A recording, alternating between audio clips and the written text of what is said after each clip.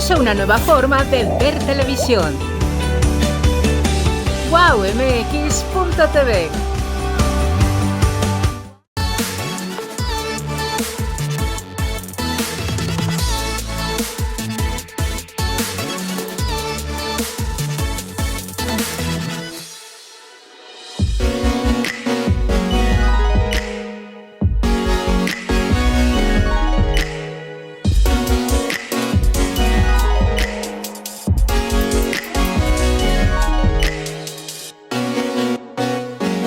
Buenas tardes amigos de En Tus Propias Palabras, ya saben, con mi camisa azul de aquí de Wow.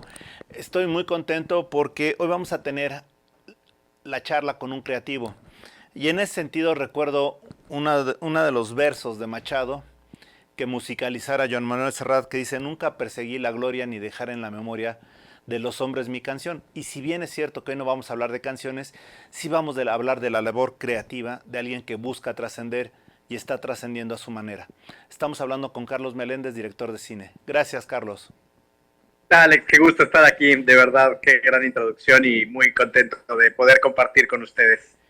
Y es cierto, fíjate, yo creo que nunca has perseguido dejar en la memoria ningún tipo de producto fílmico que hayas hecho, pero lo cierto es que se quedan.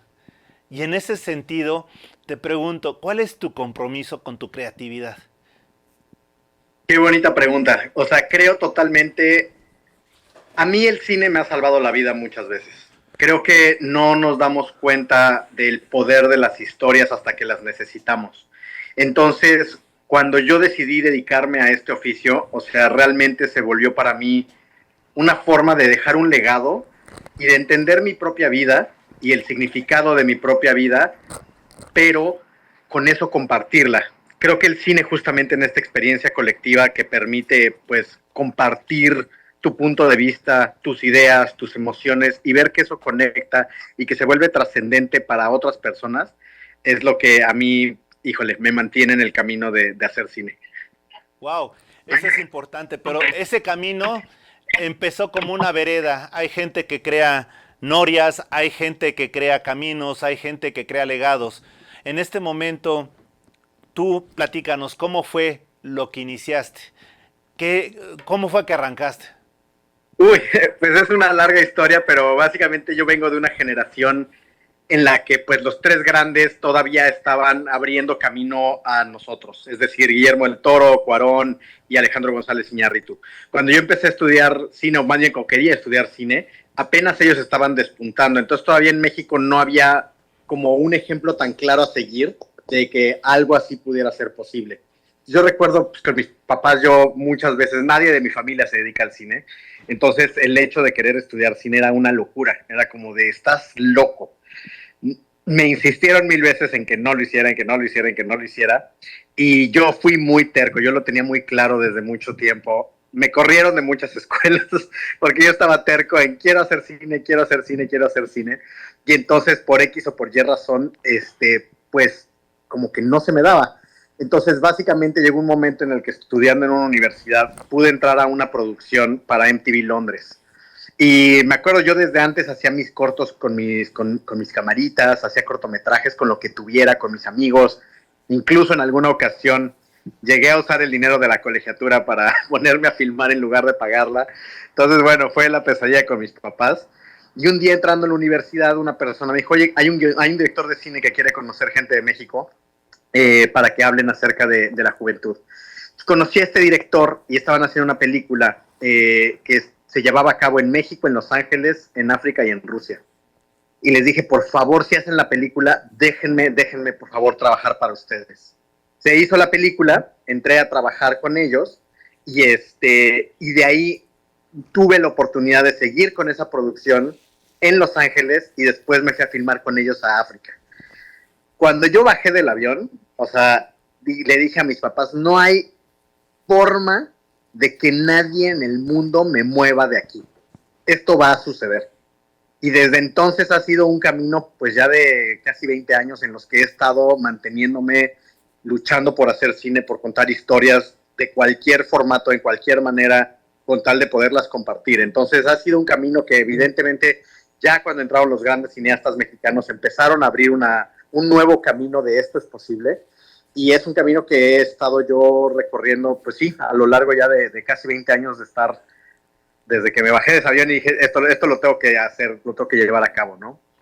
De acuerdo. Fíjate que ahorita que tú mencionabas a los tres grandes, yo recuerdo mucho que esos tres grandes a veces tuvieron una forma muy difícil de empezar, a pesar de que tenían el apoyo. Yo me acuerdo mucho de una, por ahí de los noventas, finales de los ochentas, principios de los noventas, si no mal recuerdo, creo que fue González Iñárritu que sacó una obra en Canal 5 con Miguel Bosé de Dinero.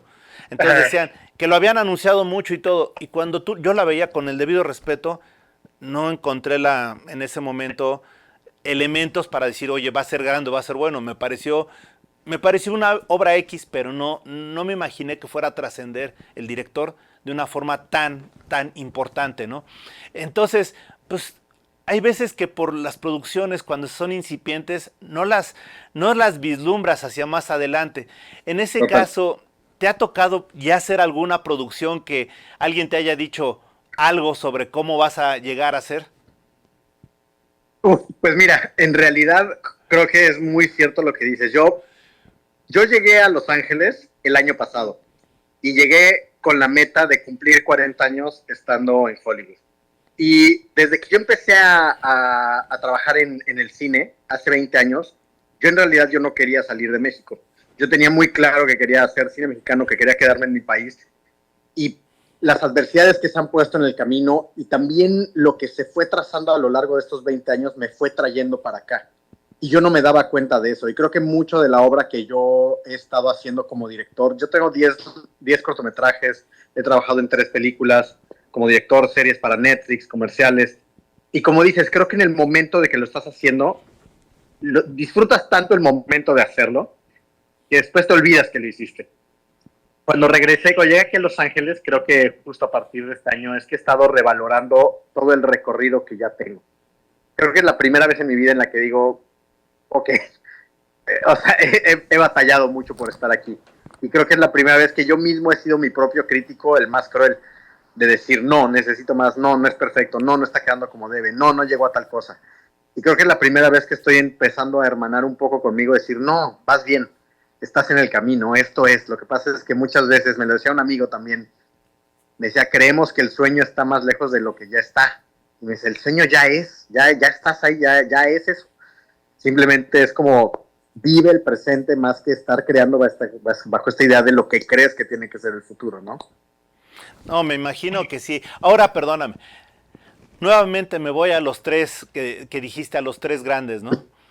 Y se habla mucho de ellos, pero lo que nadie se acuerda es que es parte de un equipo. Totalmente.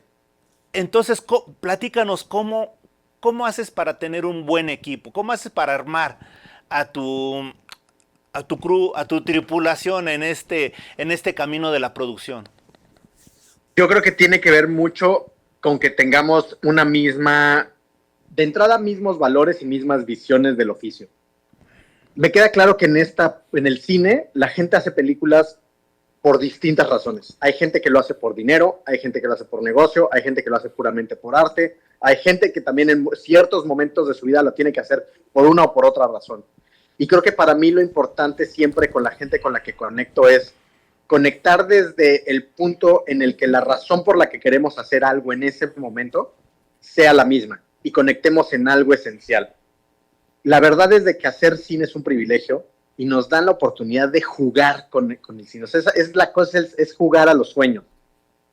Creo que de repente, si la parte económica se sobrepone a la parte creativa, siento que nunca logras un mejor trabajo. Si bien tiene que estar presente la parte económica, también creo que, y hay veces que no, hay muchas veces que no está presente, y que la haces justamente por una razón más artística, de expresión visual, o por creer en algo esencial. Para mí es como saber encontrar en qué vibración está cada miembro del crew, yo entender también sus capacidades, sus talentos, y con eso compaginarnos para crear la misma película. Yo siempre he creído que uno como director, o sea, el director de cine luego creemos que es el gran mago y el que hace la magia, y en realidad nosotros somos un artefacto para saber reunir el talento de muchísima gente que hace que ocurra la magia, pero no es la magia. eres el alquimista que pone los ingredientes para detonar algo mucho más grande que cualquiera de nosotros. Entonces, creo que la elección de un equipo de trabajo es una elección humana. Es una elección donde evidentemente tienes que conocer la experiencia de la gente, lo que han vivido, cómo los ha forjado esas experiencias en otros ámbitos y saber que su momento de vida cuadre con el tuyo para contar algo especial que quieres llevar a cabo. Esa es la forma en la que yo vibro mucho con mi equipo. A ver, Carlos. Y muchas veces es una experiencia y otras veces no. Es correcto. A ver, Carlos, te voy a poner ya se acabó la entrevista fresita, ligera. Te voy a retar. Mira, hay grandes directores que, bueno, Los Ángeles es un área cosmopolita. Yo no voy a hablar de los directores americanos en este momento, pero sí, por ejemplo, te preguntaría, ¿qué le podrías aprender a un Wim Wenders, Las alas del deseo, a un Akira Kurosawa, La balada de Narayama, o Sueños, a un Indio Fernández con Enamorada, o sea, gente, a Federico Fellini, te puedo decir muchísimos, incluso Claro. a otros, ¿no? Que puedo citar que no son propiamente productos americanos, aunque me vas a decir, bueno, Woody Allen así como que muy gringo no es, pero vamos a mantenernos hasta ahí en esos que no han entrado directamente al producto americano. ¿Qué les podrías aprender a ellos? Todo, absolutamente todo. De hecho, creo que para mí el cine internacional es lo más importante que tienes que mantenerte viendo, porque son visiones tan distintas de cada cultura. O sea, Akira Kurosawa, yo he estudiado su forma de trazar a los actores, cada encuadre, cómo cuenta sus historias. Y te voy a contar una anécdota muy interesante, Alex, que de hecho es un proyecto que está por salir este año. Tengo un documental que yo filmé hace 17 años y que nunca me atreví a terminar hasta que llegué aquí a Los Ángeles. Y es un documental de que yo en el 2007 fui a la isla de Fore a buscar a Ingmar Bergman. Wow. Para agradecerle por la inspiración por haberme vuelto cineasta. Este documental lo filmé hace 17 años y yo no sabía qué hacer con el material. Por años me persiguió ese material y me decía, aquí hay algo. Y no me atrevía a decir, ¿cómo voy a hablar del maestro yo? Esto es nada más un capricho, esto no tiene nada que ver. Y hasta que cumplí 40 años y llegué a Estados Unidos, me topé dentro de las cosas, porque yo dejé todo en México, dejé todas mis pertenencias, me vine con muy pocas cosas, y entre ellas un disco duro, que cuando lo abrí lo primero que encontré fue ese material que filmé hace 17 años. Y me encontré con esa experiencia de haber estado en la isla de Bergman. No te quiero contar en qué acaba, te lo voy a mandar para que lo veas. Sí. Porque apenas literalmente se va a estrenar este año. Y finalmente pude editarlo. Y dije, me tomó 17 años entender la importancia del legado que dejan los grandes cineastas en los que queremos aspirar a hacer cine. Wow. Alguien como Bergman, y muchas veces no nos damos cuenta de los artistas, ahora que murió David Lynch, tuvimos el privilegio de estar vivos en el mismo tiempo de uno de los grandes artistas. Y muchas veces no lo valoramos o no lo entendemos por el tiempo. Y lo mismo nos ha pasado justamente, es decir, tenemos un Wim Wenders todavía que nos está dando cine, tenemos un Saki que nos da cine. Les aprendes todo a los vivos y a los que ya pasaron, porque justamente sus películas son el legado más grande de la historia. Yo he estudiado a Fellini a la locura, a tal punto que yo me acuerdo cuando lo estudiaba y decía, que se siente como si fuera mi mejor amigo. Y eso es lo que siento que crea el arte. Se siente justamente un vínculo tan cercano porque las películas nos hablan desde el corazón del creador. Entonces, es todavía más personal que sentarte a comer con ellos y hablar de alguna otra cosa. Las películas es donde realmente expresamos quiénes somos y es el legado que nos han dejado todos estos grandes artistas. Oye, fíjate que ahorita estás hablando de los grandes, ¿no? Pero Desayuno en el Tiffany's es una joya. Es hermosa esa película. Es hermosa. Y digo, de repente llegas y hay veces que creo que no entiendes la grandeza de una obra, sino hasta que ya pasa mucho tiempo y sobre todo te das el tiempo de ver la película y admirarla, ¿no? Totalmente de acuerdo. Hay una película la de Sueños de Akira Kurosawa que, por Dios, quizá dice más cuando menos diálogo hay. La de Sueños, cuando está abriendo la flor, me parece algo maravilloso. No sé cuánto dure, si son segundos y todo, pero yo todavía hace 30 años que la vi y sigo recordando esa escena que digo, es brutal. Así, hay cosas que de repente te representan mucho, ¿no? Y hablábamos de alguien, un mexicano, el Indio Fernández, cuando hace la película de Enamorada, ¿no? Exactamente. Cuando María Félix va de soldadera y Pedro Armendáriz en el caballo, podrán pasar muchos años, pero todavía tengo esa escena que para mí era muy representativa, pero resulta que no es tan representativa para mí, sino para todos, porque en otros espectáculos y en otros festivales de cine siempre la tienen como algo que representa la gallardía del mexicano, pero sobre todo la gallardía de la mujer mexicana. Entonces dices, wow. Totalmente, y creo que justo es parte de lo que es por eso tan poderoso el cine, y por eso es creo que el sueño que se persigue y que yo en lo personal persigo, que es decir, crear esas imágenes, crear esos momentos y que vivan por el resto de la historia. O sea, es tal cual capturar momentos de vida de un tiempo que solo va a ocurrir en ese instante, pero que el cine tiene ese privilegio y esa capacidad de capturarlo en la imagen y compartirlo a una gran audiencia. Como dices, todas las imágenes icónicas del cine que hasta la fecha, yo voy mucho al Museo de la Academia y tiene una sección que me gusta mucho donde tienen como un mural donde están pasando las imágenes así como de la historia del cine, y no hay vez que no me ponga la piel chinita a ver la cantidad de imágenes hermosas, representativas, emocionales y simbólicas que ha dejado el cine en su paso y cómo ellas han marcado mi vida. Como dices, o sea, desde para mí Fellini, justamente el inicio de una obra como la de Fellini, ¿no? Alzado a las alturas en sus propios sueños, las películas de Bergman, Fanny Alexander abriendo nada más el telón y que estuvieran ahí sus personajes. Vértigo, yo soy muy, muy cercano de Alfred Hitchcock. Entonces, las películas de Hitchcock, la forma en la que retrata la mirada, y pues incluso hasta los contemporáneos, tal cual. Para mí Guillermo del Toro con El Espinazo del Diablo fue una película que para mí resonó cuando era niño, que sea, ¿qué es esto? ¿Qué es esta poética de lo macabro? O sea, cómo me resuena, nunca había visto una historia de terror contada con tanta nostalgia y con tanta poética. Entonces, es lo que hace que, de verdad, yo siempre le he dicho, a mí no me den dinero, denme arte, denme vida para sentir que ese arte existe. Y curiosamente, ahorita dijiste El Espinazo del Diablo, a mí me parece una mejor película, una belleza de película, mejor que con la que ganó el Oscar, ¿no? Pero ya está Totalmente, sujeto sí. a interpretaciones, ¿no? La forma del agua, si no mal recuerdo. No, El Espinazo es algo que vale mucho la pena. Ay, obra maestra. Ahora, tú decías de Hitchcock, y vamos a remontarnos algo. Dicen que el mejor homenaje que tuvo Hitchcock fue con la obra de Los Intocables de Brian De Palma, que era su alumno. Que también soy un de palmiano de corazón. Es correcto, pero a mí fíjate que la escena dicen que la más representativa, que es el homenaje a Hitchcock, es cuando va cayendo la carriola en el metro, ¿no? O en el ferrocarril. Y yo lo veo más como un desprendimiento de Brian De Palma de lo que es, más que como un homenaje a Hitchcock, pero es cuando dices, no sé nada de cine, no cabe duda, estoy perdido. Yo estoy completamente de acuerdo contigo.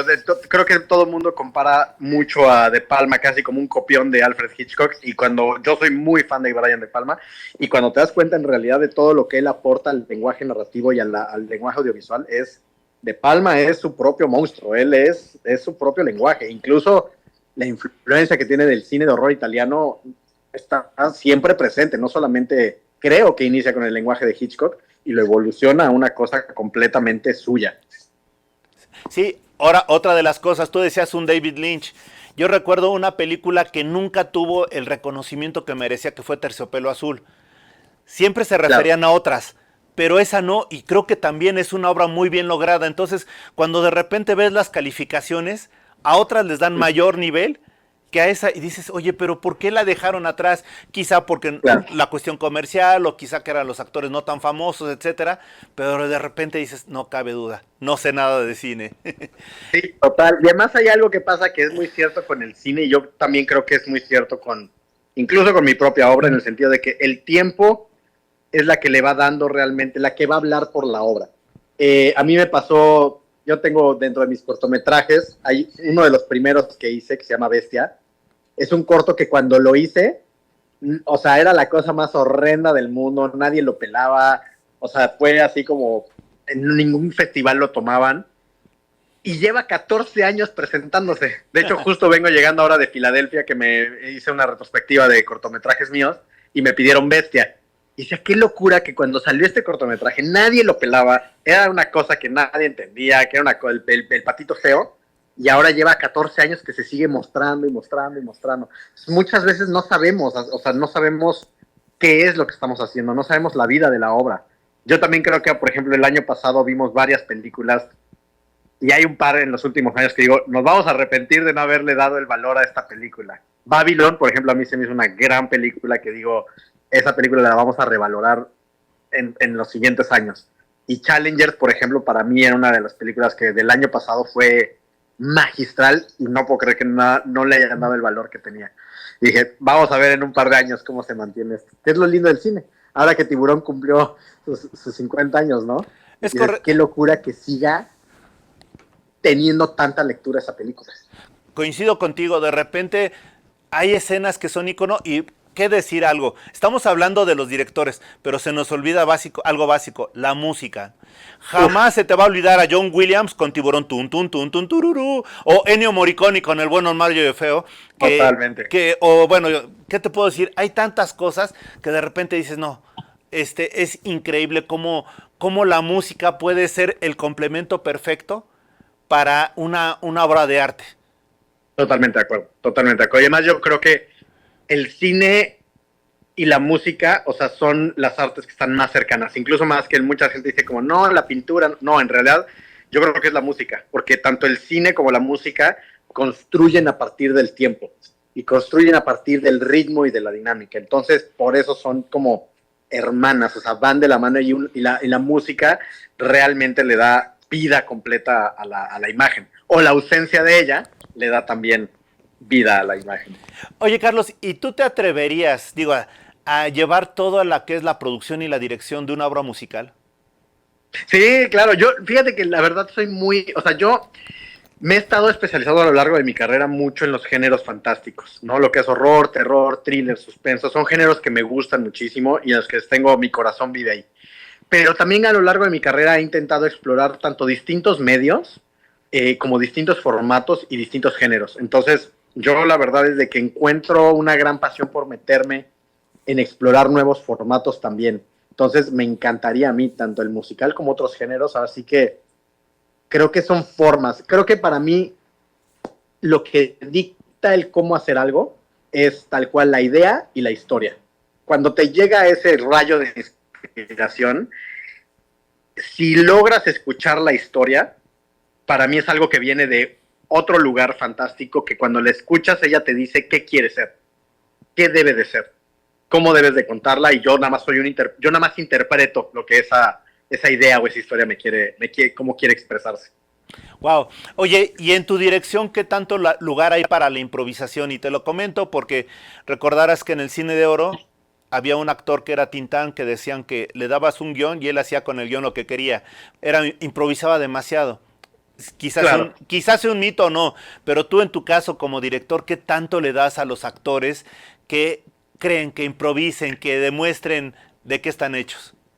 Pues mira, más o menos, lo he intentado, creo que no me ha salido muy bien, entonces más bien intento apegar, o sea, yo lo que hago mucho con la relación con los actores es que todos traigan ideas a la mesa y me propongan y siempre soy muy abierto a probar las cosas. Yo sí creo que no puedes tener la razón de algo sin saber qué es. Entonces me dicen, tengo una idea y le digo, vamos a probarla, vamos a hacerla, vamos a ver hacia dónde nos lleva. Y a partir de eso es que voy moldeando lo que creo que se tiene que contar. Yo me gusta trabajar sobre todo la improvisación, pero para generar como los previos a las escenas, para encontrar como el valor dramático que debe de capturarse en la escena. Para mí la esencia es, incluso más que la dialogación, es que la vida emocional de una escena se capture de una u otra manera, con palabras, sin palabras, con improvisación, pero que la vida emocional que tiene que transmitir esté. Entonces yo más bien me fijo mucho en eso, que si el recurso es de improvisación o el recurso es tal cual repetir las líneas 1000 veces, pero buscar siempre que lo que terminas capturando tenga la vida emocional de los personajes y sea honesta a la historia que quieres contar. Wow. Ahora, es que tengo tantas preguntas que hacerte, como que me estás dando en mi pata de palo porque me fascina el cine. Pero voy a hacerlo para que la gente que nos está viendo, antes de continuar, por favor, dales tus páginas sociales para que se metan a ver tu trabajo, independientemente de que tenemos aquí algunas escenas que los vamos a sorprender, pero por favor, dinos tus Por páginas. supuesto que sí. Me pueden encontrar en Instagram y en Facebook como @bit_meléndez. Bit como B de burro, E de Ernesto, A de Arturo, T de Tortuga, Beat_Meléndez. Y también está mi sitio de internet, que es www.cmelendez.com.mx. Ahí está todo mi trabajo disponible. Tengo una serie también ahorita en Netflix a nivel internacional que se llama Mi Encuentro con el Mal. Y todos mis cortometrajes los pueden ver también en línea en YouTube. Y mi largometraje Histeria está disponible en Amazon. Excelente. Oye, y ahora vamos a las preguntas comprometedoras. De los actores y actrices que te ha tocado dirigir, digo, ¿a quién te ha sorprendido el honor que te hacen de trabajar con ellos? ¿Y qué tanto has aprendido de ellos? Tengo varios, porque Adelante. además he tenido la fortuna de trabajar con actores que se volvieron muy reconocidos justo en esa transición. Entonces mis primeros cortometrajes, tuve el honor de trabajar con Joaquín Cosío, antes de que entrara a James Bond y que despuntara así brutalmente. O sea, tuve el gusto de poder trabajar con él. Con Fernanda Castillo también tuve el gusto de trabajar con ella antes de que también despuntara su carrera brutalmente.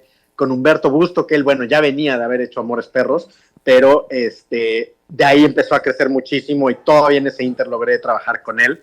Héctor Costifakis, que ahora está con Pedro Páramo, justo fue el protagonista de mi largometraje. Entonces, la verdad es que he tenido una gran fortuna. Noé Hernández, también trabajé con él en mi película de Histeria. Enrique Arreola, todos ellos, o sea, la verdad, también con el maestro Fernando Becerril. O sea, con ellos tuve la oportunidad de que confiaran en mí, de que apostaran por mis historias, en mis proyectos. Y creo que lo que más he aprendido para mí el vínculo con el actor es el vínculo más sagrado que tienes como director. Y la generosidad que ponen y el trabajo que puedes crear cuando un actor se pone en tus manos y creen en la misma historia, es una experiencia, así que tal cual lo diré, es una experiencia religiosa. O sea, realmente el tener el gusto de ver una escena llevada por un gran actor frente a tus ojos es un deleite. O sea, ahí es cuando digo, es que esto vale todo. Poder estar al lado de la cámara y presenciar un gran momento llevado por un gran actor es adictivo. O sea, yo sí me he vuelto adicto a estar filmando, a estar colaborando. Y con los grandes actores, lo que he aprendido mucho es su generosidad. Que a pesar de que yo estaba muy joven o de que no tenía la trayectoria que ellos ya tenían, tuvieron una gran generosidad de unirse o de creer en mí y poner todo su talento en mis manos porque creían en mí y porque creían en la historia que estaba contando. Y eso para mí es la gran lección.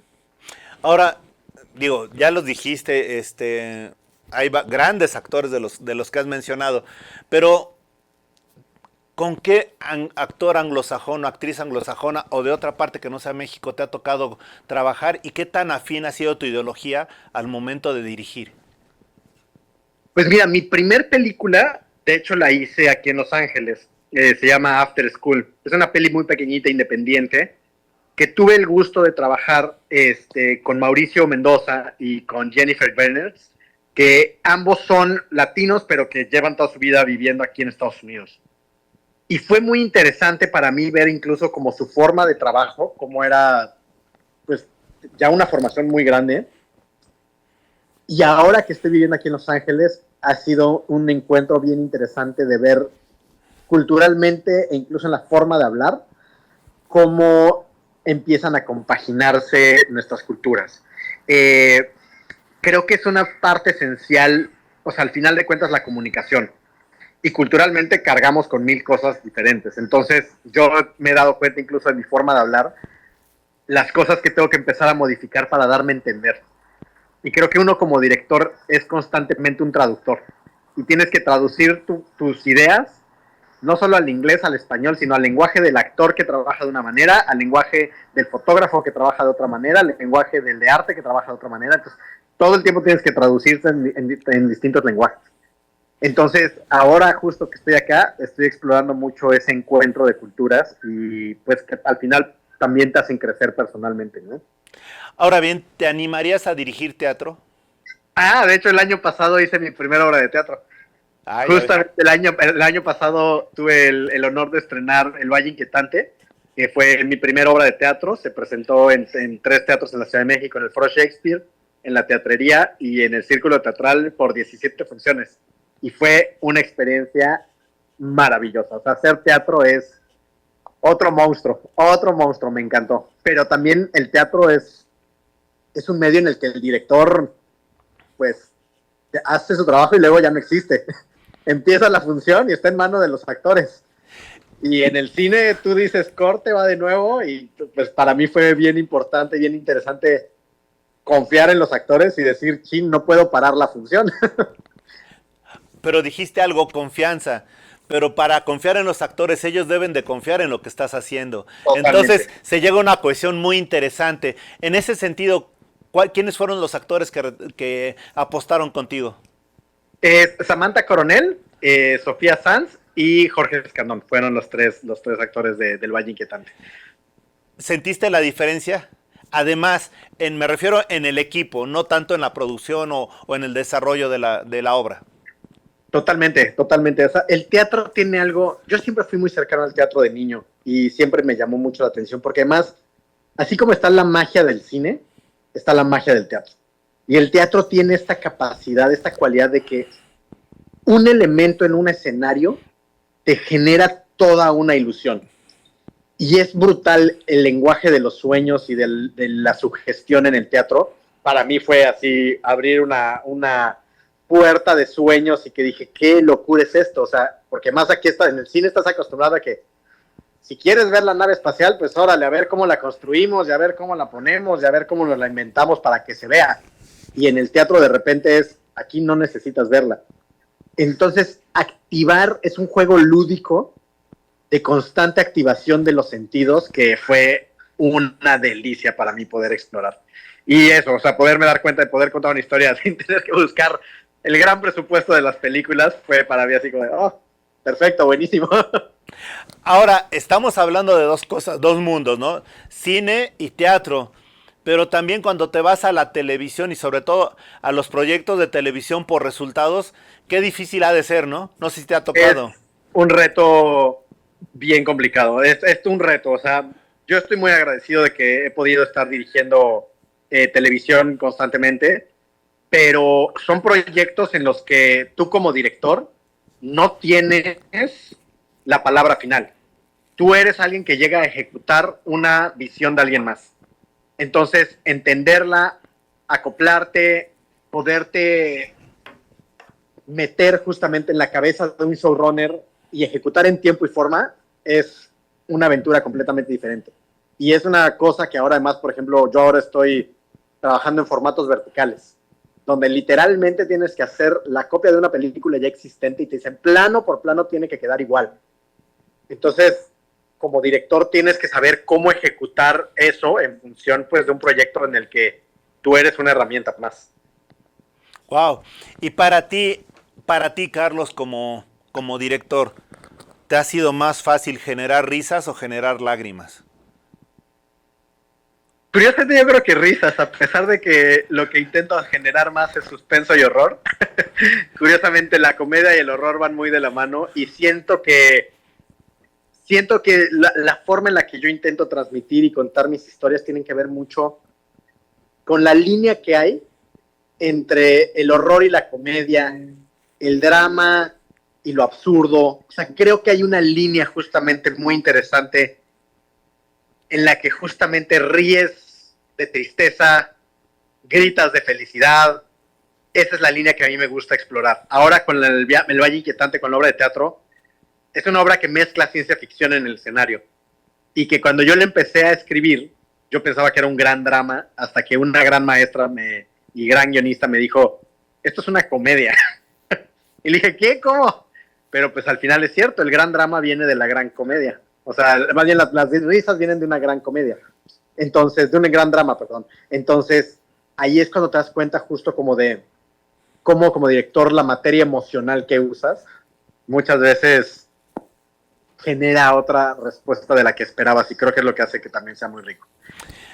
Ahora, parte de lo que haces tú es bueno, no parte, yo te diría que el 100% de lo que haces tú es creatividad. Tienes Sí. que ajustar tus recursos a tu proyecto como lo ves tú. Y en ese sentido, ¿qué tan imaginativo eres antes? ¿Cuántas horas te encierras para ya pensar en una escena? Porque hay veces que lees y dices, bueno, es una escena fácil y todo, pero cuando empiezas a ilusionar, a imaginarla, dimensionarla y todo, dices, ah, caray, esto no es tan sencillo, ¿no? Y entonces vas Claro. a los detalles, aquí hay que ser de detalles. ¿Qué tanto dura ese proceso productivo en ti?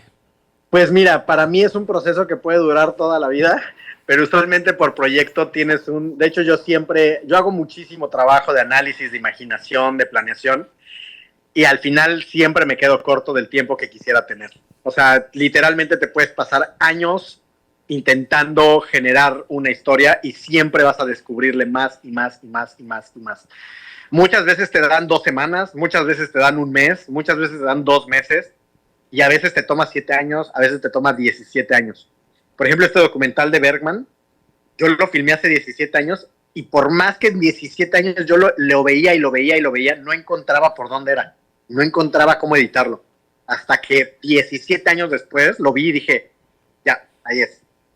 Hay otras historias que me han tomado 7 años escribir, otros guiones que te toman 5 años, y hay otras historias que te toman meses. Entonces creo que es un proceso bien de la imaginación y del hábito también. Perdón, creo que está cruzando aquí los bomberos. No te preocupes, la verdad no los vemos. Estamos viendo tus fotos que nos hiciste favor de mandar y parte de lo que es, o sea que no hay problema.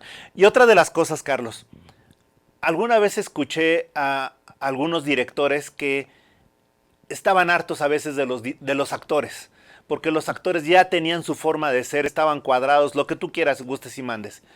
Y había veces que se habían dado el atrevimiento de improvisar y llamar gente que no tenía tanta experiencia o no estaba destinada al papel a incorporarlo. ¿Tú has hecho eso? Eh, Procuro no hacerlo, más bien he tenido la experiencia de hacer mal casting y donde sí me arrepiento, y por eso creo que sí esto que dicen de 90% del trabajo del director está en el casting, creo que es muy cierto. O sea, sí tienes que cuidar muy bien tu proceso de elegir quiénes son los actores con los que vas a trabajar. No solo desde la parte profesional, sino personal, quiénes son, qué han hecho, cómo se expresan, cómo se mueven, porque más también hay una realidad. Muchos de los actores tú no los conoces hasta que ya estás en el set. Una cosa es cuando los casteas y crees que lo hiciste bien, y luego llegan al set y pueden ser completamente diferentes. Entonces creo que ahí es donde tienes que tener mucha sensibilidad humana de lograr realmente intentar conocer. Y hay actores que, por ejemplo, pueden tener procesos, pues quizá más complicados, pero que cuando los ves ejecutar, valen la pena. O sea, dices, claro. O sea, por ejemplo, Marilyn Monroe. Marilyn Monroe, que tenía también toda esta historia de dramas que se generaban en el set por ella, de inseguridades, de no querer salir de su tren. Y Billy Wilder lo decía. Pero cuando la ves en cuadro y cuando la ves actuar, es como se devora el mundo entero. O sea, ahí es que dices, claro, por eso es Marilyn Monroe. Entonces, creo que así ocurre. Hay veces que tienes que tomarte esas apuestas. Oye, Carlos, y otra de las cosas que es importante. Tú en un momento dado te dan una historia, la desarrollas, etcétera. Y obviamente tú tratas de tener la mayor responsabilidad. Pero ¿te ha tocado que te busquen imponer alguna figura para cierto papel? Sí. De hecho, eso sobre todo en series de televisión y en proyectos verticales, literalmente, yo veo que ahora cada vez más en la industria, los directores perdemos autoridad. Incluso yo he estado en batallas fuertes de hablar con productores y decirles, o sea, la relación, el vínculo que tienes tú como director con tus actores es muy fuerte como para que te impongan a alguien que no conoces. Y quien va a terminar sufriendo eso es la producción completa. Pero cada vez más por temas económicos, por temas de que tengan una figura de algún actor que resguarde el proyecto a nivel económico o porque ya lo tienen empatado por alguna manera en el proyecto, se imponen mucho. Entonces, por eso creo que uno como director tienes los proyectos, literal, como yo digo, es los que son para mí y los que son para vivir. Entonces, me quedan claros los proyectos en donde tengo que hacer mi trabajo como director y que lo hago por cuestiones del proyecto, por cuestiones económicas, donde estoy contratado y sé dónde están mis limitantes, pero también están los proyectos que yo jalo del corazón y levanto y que son mis películas donde digo, esto tiene que ser como yo quiero que sea. Oye, una pregunta nada más para la gente que nos está viendo. ¿A qué te refieres con proyectos verticales? Proyectos verticales son una nueva serie de películas que están saliendo ahora hechas exclusivamente para el celular. Okay. Básicamente son películas en las que por episodios tú los ves de formato vertical, como está ahora los celulares, ¿no? Viéndolo desde tu teléfono, y vas viendo un capítulo y cada minuto y medio cambias de escena o cambia de capítulo. Y se vuelven como 50 o 60 episodios que forman una película. Entonces, literalmente es lo que está llegando más fuerte ahorita en cuestión de ficción. O sea, estas plataformas verticales están entrando, tal cual como entró Netflix, ahora ellas son las que se están posicionando con la nueva forma de ver ficción. Fíjate que esto ya lo conocíamos y de hace como unos 15 años nos tocó un amigo que era peruano, La Flor de la Papa, ya lo hacía así. Digitalizaba 1 minuto más o menos, 30 segundos, 40 segundos. Así empezó y hizo su telenovela y al día de hoy ya lleva casi 13 años, no más, como 15 años. Wow. Impresionante, ¿no? Pero bueno, otra de las cosas que sí me interesa es que nos digas, ¿quién sería tu sueño de dirigir? ¿De qué actor? Va a sonar muy raro mi respuesta, pero creo que desde hace mucho tenía yo siempre el sueño de poder trabajar con Nicolas Cage. Ajá. Me encantaría. Sí, es más como por casi que gusto culposo, pero Nicolas Cage sería así, me encantaría poder trabajar con él. Y he tenido la fortuna de poder, la verdad, en cada proyecto que hago intento buscar trabajar con la gente que admiro. Entonces, digo, ahorita hay varios mexicanos con los que también traigo ahí como ganas de poder colaborar. Me encantaría trabajar con Diego Luna en algún momento. O sea, es alguien que admiro muchísimo, que me gusta mucho su trabajo y con quien creo que puedo tener como buena energía. Entonces, sí, algo así me encantaría. Pero bueno, también tienes, por supuesto, los grandes íconos con los que dices, Kate Blanchett, por ejemplo, que dices, sería impresionante. O un Darín en Argentina, por ejemplo. Claro. O sea, Dios, hay tantos actores con los que quisiera uno trabajar. Oye, pero perdón, estás hablando de Nicolas Cage, pero ¿en qué versión? ¿En la versión de Adiós a Las Vegas? ¿En la versión de Con Air? ¿O en una versión de vampiro como lo has... ¿En qué versión? No, yo lo pondría, ¿sabes qué? Como en la versión Bad Lieutenant de Herzog, así como en ese desquicio, muy viva Las Vegas, o sea, muy living Las Vegas, me encantaría, o sea, esa fuerza que tiene el hombre se me hace genial, o sea, sí, igual, por ejemplo, me encanta cómo lo hace Snake Eyes de Palma, ese Nicolas Cage me encanta. Ok, excelente. Ahora te pregunto, ¿qué es lo que sigue para ti? ¿Cómo vamos a poder disfrutar tu trabajo? Sí, pues vienen varias cosas. Justamente ahora, como te comentaba, vengo de Filadelfia de estar presentando una retrospectiva de mi trabajo de cortometraje, que también están disponibles en línea. Acabamos de terminar como productor, acabo de producir una película el año pasado que se llama Alguien está en la puerta, de un gran amigo director que se llama Adrián García Bogliano, que estamos esperando estrenar este año en festivales. Y viene este documental que te comento de Bergman, que se llama Road to Bergman, que también está por estrenarse ya en festivales de cortometraje, y pues a la par estoy trabajando en mover las siguientes películas. Traigo proyectos con Colombia, con Argentina y aquí en Estados Unidos de largometraje, que estamos intentando hacer la lucha por levantar. Qué padre. Oye, la verdad es que se nota que disfrutas lo que haces. Gracias. Y en ese sentido te pregunto, realmente, seamos honestos, ahorita que nadie nos está viendo, ¿tú trabajas o tú disfrutas lo que haces? Yo disfruto con todo mi corazón lo que hago y me siento muy feliz cuando logro hacer una vida de esto. O sea, te juro que hasta digo, no puedo creer a veces que me paguen por esto si yo pago por hacerlo. O sea, yo amo el cine con todo mi ser, creo que ha sido una parte fundamental de mi existencia y definitivamente no me veo haciendo ninguna otra cosa en mi vida. Ahora, se ha puesto de moda hacer las biografías de actores, de artistas, de personajes, etcétera. Si te diéramos a escoger hacer la biografía de alguien, ¿de quién escogerías? Ay, te tengo la respuesta correcta. Sería, espérame, porque Pésimo momento en el que se me fue el nombre. ¡Ah! Maldito sea. El músico de Odisea Burbujas, Ah, espérame ¡Ay! ahorita. No es Memo Méndez, ahorita te digo. No, es Dios mío. Y te juro que y más aquí en Los Ángeles lo he traído en la cabeza dándome vueltas una y otra vez. Dije, tengo que hacer la vida de Dios mío. Ay, espera, lo tengo que buscar porque si no, no voy a estar en paz.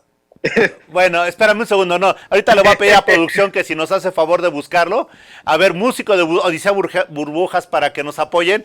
Y nada más pregunta, Ay, no, ¿sería película? Sí, ya sé quién es, no es Farfán. Ya ahorita te digo, la fan tampoco es, ahorita me tengo que acordar. Pero te pregunto, ¿lo harías como película? Y te juro que además tengo mi playlist completo de él, de Esquivel. Ok, ¿y lo harías como película? Haría la biografía de Esquivel. O sea, él cuando inició sobre todo su etapa en Los Ángeles con la música electrónica, que lo llevó o sea, yo haría la versión musical de la vida de Esquivel muy en el tono de Fellini. Ok, y pregunta, ¿sería película o sería bioserie? No, sería película. Sí. ¿Por qué? Siento que para mí hay algo muy importante de contar historias como películas. A mí de repente las series me desesperan mucho porque siento que hemos perdido la síntesis dramática. Siento que cuando las series se extienden demasiado, a veces caen en paja, que digo, esto no es dramáticamente importante. Y creo que por eso el cine tiene algo tan fuerte, que es también comprimir una vida completa en hora y media, hora 45, 2 horas, pero que sí te lleva a una cuestión de síntesis dramática. A mí cuando les toma 8 horas contarme una historia que digo, esto me lo iban a haber contado en 1 hora 45, me da mucho coraje. Cuando uno ve las grandes películas, o sea, por ejemplo, qué sé yo, Psicosis dura 1 hora 40.